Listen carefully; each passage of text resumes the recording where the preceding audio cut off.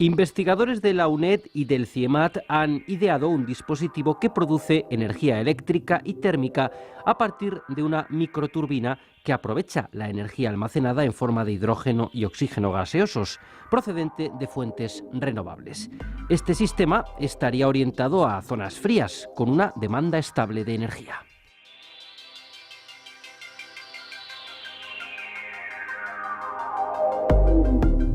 Este dispositivo se ha dado a conocer en una prestigiosa revista internacional del ámbito de la ingeniería y ahora vamos a conocerlo aquí con mucho más detalle porque nos acompaña uno de sus creadores.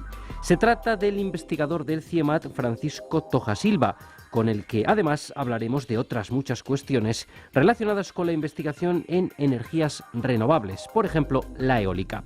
Pero Francisco, ¿cómo se gestó esta microturbina y cuál fue el planteamiento de partida? Sí, originalmente esto viene del trabajo de máster que hice en la UNED. Trabajé con Antonio Rovira y bueno, empezamos a trabajar sobre el análisis termodinámico de turbinas y de ciclos combinados, de cogeneración, y a partir de aquí empezamos a ver que era interesante el tema del hidrógeno porque hay pocos trabajos en esta materia y bueno, poco a poco le hemos ido dando forma a la configuración de esta microturbina de la que estamos hablando. Vamos entonces a profundizar en ella. ¿En qué consiste? ¿Cómo funciona? Sí, esta microturbina parte de componentes de una turbina convencional y es alimentada con hidrógeno y oxígeno. Por lo tanto, esto no son combustibles que podamos encontrar en la naturaleza, se tiene que generar, por eso es idónea para el almacenamiento de energía. Entonces, con estos compuestos, hidrógeno y oxígeno, nosotros provocamos la combustión y obtenemos vapor de agua a alta temperatura y presión, y con esto, a través de una turbina, obtenemos energía eléctrica y nos sale vapor de la turbina. Este vapor lo condensamos y de este proceso de condensación obtenemos calor que transmitimos al agua para calentarla hasta obtener una temperatura de 80 grados y además el efluente de todo el sistema es agua también a 80 grados, con lo cual unimos estos caudales y tenemos agua que puede utilizarse para calefacción o para agua caliente sanitaria. Eso es lo que quería preguntar a continuación, las distintas aplicaciones que son variadas, como estoy escuchando. Sí, nosotros en un principio lo hemos planteado para una aplicación doméstica, pensando en un edificio porque tiene una potencia de 20 kilovatios eléctricos y 43,36 kilovatios térmicos. Con estas dimensiones sería adecuado para un edificio, por ejemplo, de unas cuantas viviendas o un complejo de unas cuantas casas, una población aislada. Este es el tipo de aplicación al que va orientado por las características que tiene la turbina. Pero es extrapolable también a otras aplicaciones. También la energía se puede aplicar a piscinas o a algún tipo de proceso industrial que requiera estas condiciones. ¿Y esta microturbina, su instalación cómo sería? ¿Sería muy compleja? Bueno, esta turbina en realidad es más sencilla que las turbinas convencionales porque al tener menos potencia hay toda una serie de equipos que no son necesarios. Aunque, bueno, de momento nosotros la hemos ideado virtualmente, podríamos decir. Desde un punto de vista matemático, pues hemos cogido las ecuaciones de cada componente y las hemos acoplado todas en un software, un programa informático que hemos elaborado nosotros, y con este programa podemos calcular las prestaciones de la turbina, ¿no? Podemos saber el rendimiento, podemos saber el consumo que va a tener, la producción de energía. Para llevar a cabo los cálculos, habéis tomado como referencia una zona residencial de Noruega. Bueno, esto puede resultar curioso. ¿Por qué? ¿Cómo ha sido este proceso? Sí, bueno, lo hemos citado a modo de ejemplo para que resulte un poco obvio el consumo de la energía calorífica, ¿no? Del calor que se ha obtenido. Porque el rendimiento total es considerando que se aprovecha la energía eléctrica y también la térmica. Claro, en Noruega pues podemos suponer que va a haber 6 meses de invierno en los que la calefacción va a funcionar de forma ininterrumpida, que se va a aprovechar entonces, por lo tanto, toda el agua caliente. Esto también se puede extrapolar a otros lugares, por supuesto, incluso en España o en diferentes lugares, siempre que se aproveche toda la energía térmica, ¿no? Puede ser en lugares fríos, debería de ser, ¿no? O sea, que sería extrapolable a nuestro país, a España. Sí, por supuesto. Nosotros hemos citado a Noruega en el artículo porque es un ejemplo más obvio. Además, citamos otro trabajo, ¿no?, que se ha hecho sobre análisis de la demanda de energía en Noruega, concretamente. Entonces hacemos referencia a ese trabajo porque tiene un consumo de potencia similar a nuestra turbina. Entonces decimos, esto sería ideal para este caso concreto que se ha analizado.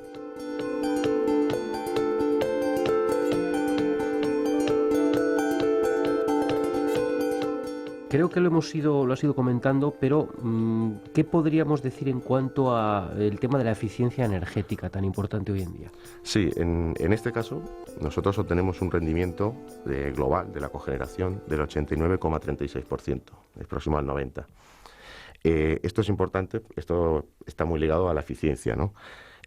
Porque, claro, en el caso del almacenamiento, que también es muy importante para el caso de las energías renovables, porque, claro, las energías renovables se habla de rendimiento o de eficiencia en cuanto a la parte que se aprovecha del recurso primario, o sea, o del sol en el caso de la energía fotovoltaica, o de la fuerza del viento en el caso de la eólica.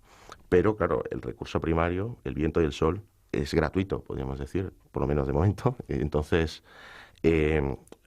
claro, obtener una eficiencia elevada de esta energía primaria es importante. Luego, todos sabemos que el viento y el sol pues, son fenómenos naturales que no están relacionados con la demanda energética. Por lo tanto, si nosotros necesitamos consumir energía y no hay sol ni viento, debemos de tener esa energía almacenada.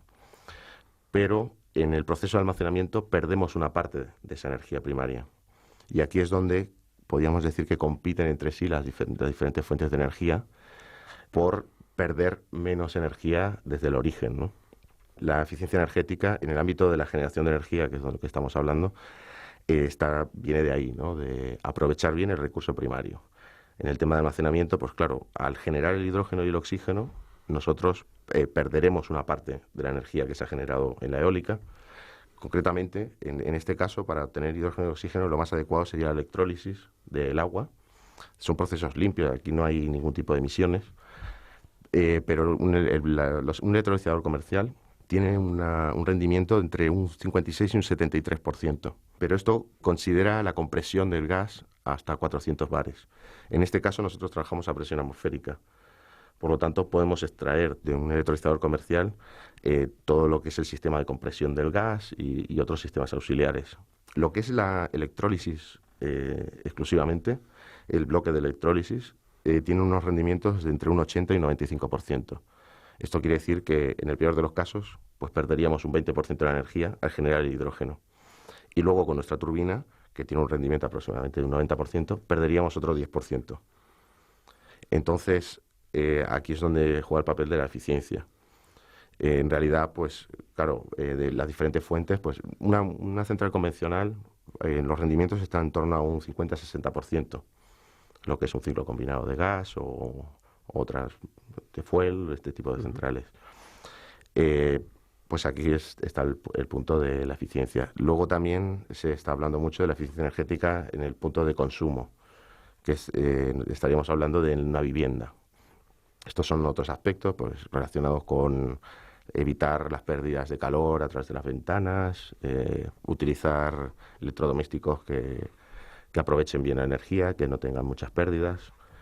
Y bueno, este es el tema un poco de la eficiencia. Es un tema muy importante de cara al futuro, porque cuando la demanda energética es brutal, ¿no?, en conjunto, pequeñas pérdidas, y que no son tan pequeñas en la realidad, pues claro, estamos hablando, por ejemplo, de que a lo mejor, igual digo una barbaridad, pero en España podríamos decir que una central nuclear a lo mejor está trabajando solo para cubrir las pérdidas.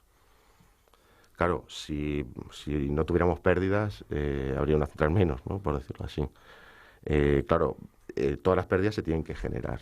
Aquí también hay otro punto importante, que es el tema de la generación distribuida. En este caso, nosotros, por ejemplo, podemos generar esta energía eólica o fotovoltaica en un edificio, almacenarla y utilizar esta microturbina para cubrir la demanda que hay en el edificio. En este caso tendríamos las pérdidas que hemos dicho de electrólisis, entre un 80 y un 95% de rendimiento, por lo tanto podríamos ir a la parte alta o baja, depende del equipo. Estos son datos comerciales. Siempre esto va avanzando y se va mejorando los rendimientos, ¿no? Y perderíamos un 10% podríamos decir aproximadamente a generar el hidrógeno y otro 10% a generar la energía nuevamente con esta microturbina. En cambio, si estamos conectados a la red eléctrica, lo que ocurre es que desde que se genera una central eléctrica que puede estar a cientos de kilómetros de distancia, pues va pasando una serie de transformadores, una serie de líneas de alta tensión, de media tensión, una serie de transformaciones. Claro, cada transformador tiene su rendimiento, cada equipo por el que pasa tiene su rendimiento, y claro, en cada transformador se puede estar perdiendo energía por el camino. Y entonces la generación distribuida, que quiere decir generar energía en el lugar en que se consume, evita esas pérdidas. Esto, claro, habría que hacer un análisis complejo, pues global, pero para ver exactamente la diferencia que hay entre este sistema en concreto, para este lugar en concreto, comparado con consumir de la red de una central, pues que puede estar a 200, 300 kilómetros de distancia.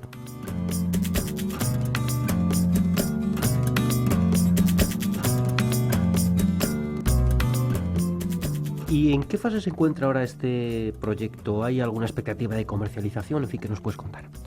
Bueno, nosotros, como te he comentado anteriormente, la hemos creado virtualmente, podríamos decir, ¿no? Entonces, la siguiente fase sería pues hacer un prototipo, hacer ensayos experimentales con el prototipo y ver, entonces ya veríamos los costes que tiene, veríamos cómo trabaja cargas parciales para ir regulando la potencia, y esa sería la siguiente fase, previa a ya una ingeniería de detalle para la comercialización. Nosotros ahora hemos completado la primera fase del estudio termodinámico. Vemos pues, que tiene una buena eficiencia, que promete el sistema, pero bueno, ya veremos en el futuro si podemos avanzar a nuevas fases o no. Lo que sí es cierto es que este trabajo por ahora se ha publicado en una importante revista relacionada con el mundo de la ingeniería. ¿Cómo ha sido? Sí, una vez hemos hecho el análisis, que lo hemos presentado en el trabajo final de máster, hemos hecho algunos retoques posteriormente para la revista porque pasa una fase de revisión y lo hemos enviado a esta revista de la Asociación de Ingenieros Industriales de Estados Unidos y ellos la han aceptado. Entonces, pues aquí se publica detalladamente todos los cálculos que se han realizado y se supera lo que es la peer review, que se llama en inglés, que quiere decir la revisión por pares, se suele traducir al castellano, que es el proceso habitual en un artículo científico. Lo revisan otros científicos y ellos sugieren si les parece correcto, si les parece que hay algún error, si te pueden sugerir algún cambio, etcétera, ¿no? Y el feedback que os ha llegado a partir de la publicación y de dar a conocer un poco esta investigación, ¿cuál ha sido? Bueno, en un principio el artículo científico ha tardado bastante en publicarse, pues suelen tardar, especialmente las revistas cuanto más importantes son, más tiempo tardan. En este caso prácticamente ha tardado casi 2 años, ¿no? Entonces, una vez se ha publicado ese artículo, desde aquí de la UNED, han hecho una nota de prensa que se ha publicado en la página web y bueno, pues muchos medios se han hecho eco de esta noticia. Es un tema interesante porque el tema de la energía ahora mismo está muy de moda, podríamos decir, es un tema importante de cara al futuro, no solo ya a nivel de España, sino a nivel mundial, porque el crecimiento de la población la demanda hace que la demanda energética aumente exponencialmente. Entonces, claro, la eficiencia que hablábamos antes, por ejemplo, unas pequeñas pérdidas a nivel mundial suponen mucha potencia, ¿no? Las pérdidas pueden ser la potencia de un país entero, ¿no? Pueden ser las pérdidas que se generan a nivel mundial. Bien, pues vamos a seguir hablando de algún modo de energía porque quería ahora comentar algunas cuestiones relacionadas con lo que estáis trabajando en concreto en tu grupo de investigación del CIEMAT, que está muy relacionado con todo lo que estamos comentando. Sí, hay un pequeño cambio. Aquí estamos más aplicados a la termodinámica. Ahora yo estoy trabajando en la unidad de energía eólica del CIEMAT. Estamos trabajando concretamente en el caso con la eólica urbana, energía eólica urbana en edificios.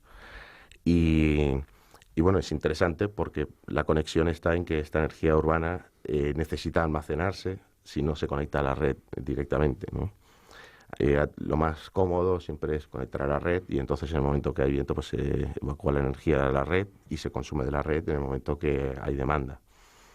Pero si nos planteamos una situación en la que realmente ya no es que sea interesante económicamente el sistema, sino que es imprescindible porque está aislado o tiene un suministro de baja calidad, podríamos decir, pues entonces la energía que se genera con la mini eólica debe almacenarse.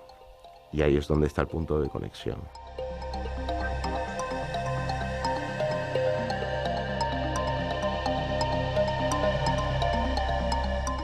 Bueno, yo creo que los oyentes que no estén muy familiarizados con estos temas, cuando piensan en la energía eólica, piensan en, pues, en los famosos molinos de viento que Sí. vemos cuando vamos por carretera, por ejemplo. ¿Cómo se puede implementar este tipo de instalaciones en un edificio, ya que hablamos de eólica urbana? Sí, hay muchos tipos de aerogeneradores. En concreto están los de eje horizontal, son los que hace referencia. Puede ser pequeños aerogeneradores o grandes, como los que comentas.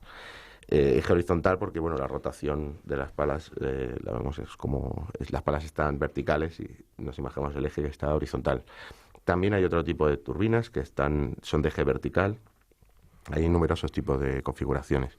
Los de eje vertical trabajan mejor en general, podríamos decir, para resumirlo, en condiciones de alta turbulencia del viento, que es las condiciones urbanas. Y entonces estos grandes molinos, ahora la evolución que está habiendo en este momento es en el tema offshore, que se suele llamar en inglés, que es en el mar, la generación en el mar. Se está yendo a potencias más grandes y a los generadores más grandes y alejándolos de la costa, donde el viento es más fuerte, pero es un viento, podríamos decir, casi laminar. Laminar quiere decir que bueno, todo el viento va en una dirección hacia el molino. Este tipo de tecnología es interesante. En el caso de España hay una pequeña dificultad porque hay muchos aerogeneradores de este tipo en el mar, en Dinamarca, Suecia. Si alguna vez habéis ido en avión, pues se ve cuando va aterrizando el avión por Estocolmo, por esas zonas, o en Copenhague, se ven desde el avión los aerogeneradores en el mar. Eh, Porque ahí esta zona tiene muy poca profundidad del mar, entonces se puede anclar en el suelo fácilmente, pero en España es más complicado porque hay mucha profundidad al alejarse de la costa, entonces aquí se está trabajando con el tema de los generadores flotantes, pero bueno, es complicado porque es una tecnología más cara, es más complejo y es un problema que no tienen en el Reino Unido, que no tienen en Dinamarca, entonces debe de madurarse más en España. Y claro, con la escasez de recursos que hay en este momento, pues es más complicado, ¿no? Y por un lado, la tecnología de eje horizontal va evolucionando hacia generadores más grandes en el mar, también en tierra, pero cada vez más grandes, con un viento, podríamos decir, de mayor calidad o un viento muy más limpio, ¿no? Más sin perturbaciones. En el caso urbano es totalmente diferente. El viento es muy turbulento. La turbulencia quiere decir que en un momento está soplando, podríamos decir, de izquierda a derecha y al segundo está de derecha a izquierda, ¿no? Eso es la idea de la turbulencia, la variación de la velocidad del viento y de la dirección también. Y en el caso urbano, este fenómeno es muy frecuente, pero los edificios también presentan una cosa que se llama el factor de concentración del viento. Todo lo hemos experimentado en algunas ocasiones, que sabemos que vamos por una calle que siempre hay mucho viento, ¿no? Ahora no sabría identificar una concreta, pero bueno, todos tenemos un poco la idea de que en esta esquina siempre hay muchísimo viento, ¿no? O en este tejado o en esta zona. Eso es lo que estamos trabajando ahora en el CIEMAT, que es identificar dónde se concentra el viento en los tejados para colocar ahí las turbinas. Aunque el viento sea de menor velocidad en la ciudad, puede ser de muy alta velocidad en una zona en concreto, de un edificio, una esquina, en una zona alrededor de una esquina, de un vértice, y esas zonas es lo que estamos identificando. Y en este caso sí que los aerogeneradores de eje vertical soportan mejor las condiciones de alta turbulencia, también porque son omnidireccionales, que podemos decir, ¿no? El eje horizontal, que son estos grandes, solo funciona cuando el viento le viene de delante, podríamos decir, ¿no? En cambio, los de eje vertical son varias palas, a lo mejor lo hemos visto en algún momento, pero estos pueden trabajar con el viento que le venga en cualquier dirección. Tienen menos rendimiento o menos eficiencia que los horizontales, que estos grandes aerogeneradores, pero aprovechan mejor la energía en estas condiciones de alta turbulencia. Entonces, pues también pueden ser más económicos porque pueden ser más pequeños. Y bueno, pues aquí hay todo un juego se está investigando mucho sobre el tema y hay las soluciones de compromiso, es lo que hay mucha discusión, ¿no? De si dónde está el punto óptimo. Me comentas que estáis ahora mismo identificando esos puntos donde puede existir pues esa mayor potencia del viento, por así decirlo, para aprovecharla. Yo no sé si también habéis llegado a la fase de realmente instalar algún tipo de estos generadores y qué resultados está dando. Sí, por un lado, aquí podemos decir que hay dos líneas de investigación, ¿no? Por un lado está una línea más experimental y más desde el punto de vista de la estadística meteorológica, que sería instalar un aerogenerador en un tejado, que se está haciendo en algunos lugares. En el CIEMAT, de hecho, hay varios prototipos y sobre todo los de gran potencia es lo que se estaba probando más hasta ahora, ¿no? Ahora se están abriendo más estas vías. Y entonces, la línea, como te comentaba, de lo que es la evaluación del recurso, ver cuántos días al año hay el viento y qué velocidad se puede tener en ese sitio concreto, ¿no? Decimos, por ejemplo, en Madrid, en este edificio, ¿no? Y por otro lado, la línea desde la simulación de fluidos, que es lo que estoy trabajando yo, que es de analizar y entender cómo se comporta el aire, el viento alrededor del edificio. Entonces allí se puede identificar las posiciones concretas en las que es más interesante poner los aerogeneradores y qué tipo de aerogenerador puede ser más interesante en cada zona.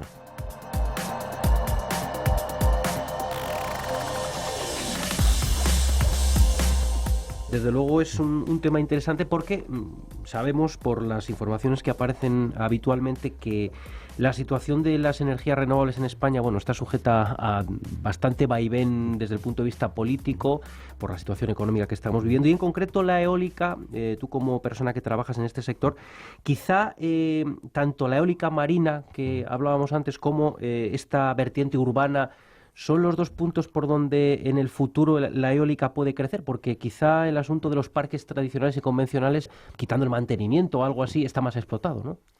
Sí, está más desarrollado en el caso de España, hay bastante potencia. De hecho, varios días es la primera fuente de energía en España y en varios meses. Muchas veces la eólica en España es la primera fuente de energía y sobre todo por los parques en tierra. Podemos decir, sí que es verdad que claro, se está agotando un poco la superficie, pero puede avanzar más hacia el mar, sí. Y luego, como comentas tú muy bien, la otra opción es esta de la urbana, ¿no? Eh, está complicado ahora mismo porque se ha empezado con un sistema de primas. Es un sistema muy complejo desde un punto de vista, podríamos decir, económico, el tema de la energía. No es solo una empresa que dice que gestiona todo el tema, ni el gobierno que gestiona todo el tema de la energía y decide qué es lo más interesante en los diferentes lugares, ¿no? Se ha semi-liberalizado, podríamos decir, y entonces pues se ha vuelto muy complejo el sistema desde un punto de vista administrativo o económico, ¿no? Con las subastas y todos estos asuntos. Bien, y como investigador, cuando pasan por estos micrófonos investigadores, solemos hacerles la misma pregunta. Bueno, ¿cómo ves la situación de la investigación en España? Se habla mucho de la fuga de investigadores fuera, se habla mucho de la escasa inversión que a veces se hace en este mundo. ¿Cómo ves este panorama? Pues sí, está complicado el asunto. Yo he estado el año pasado en Alemania 2 meses y bueno, he visto, hay muchos investigadores españoles en Alemania y también en otros países, el tema de energías renovables y de todos los temas en general, ¿no? Yo creo que hay una cantera bastante buena de investigadores en España, pero la situación económica pues provoca una situación de incertidumbre, ¿no? En mi caso concreto, pues estoy en el CIEMAT, tengo una beca de doctorado por 2 años más. Y claro, luego hay una incertidumbre de no sabes si tienes que huir, podríamos decir, para sobrevivir a otros lugares, ¿no? Porque, claro, en otros sitios sí que es verdad que hay una mayor estabilidad, al margen de si se cobra mucho o poco. Es el tema de la estabilidad, sobre todo, de poder seguir dedicándote a la investigación y poder seguir trabajando con estos temas, ¿no? Y aparte de la estabilidad, ¿crees que también existe en la población, que también es importante, una mayor concienciación de la importancia de la figura del investigador? Que esta situación que estamos viendo tiene muchas cosas malas, pero quizá algo bueno puede ser que la gente se está empezando a dar cuenta que es realmente lo importante a la hora de invertir. Sí, yo creo que la gente está siendo cada vez más consciente de que la innovación es un punto en el que es el mayor punto de competitividad ahora mismo, ¿no? De hecho, si miramos los países, podríamos decir, ricos o que en los que se vive mejor, podríamos decir, pues son países en los que se apuesta fuertemente por la innovación, la investigación. La investigación, podríamos decir, una vertiente más científica, y la innovación es la aplicación de esa investigación en la comercialización de los productos, ¿no?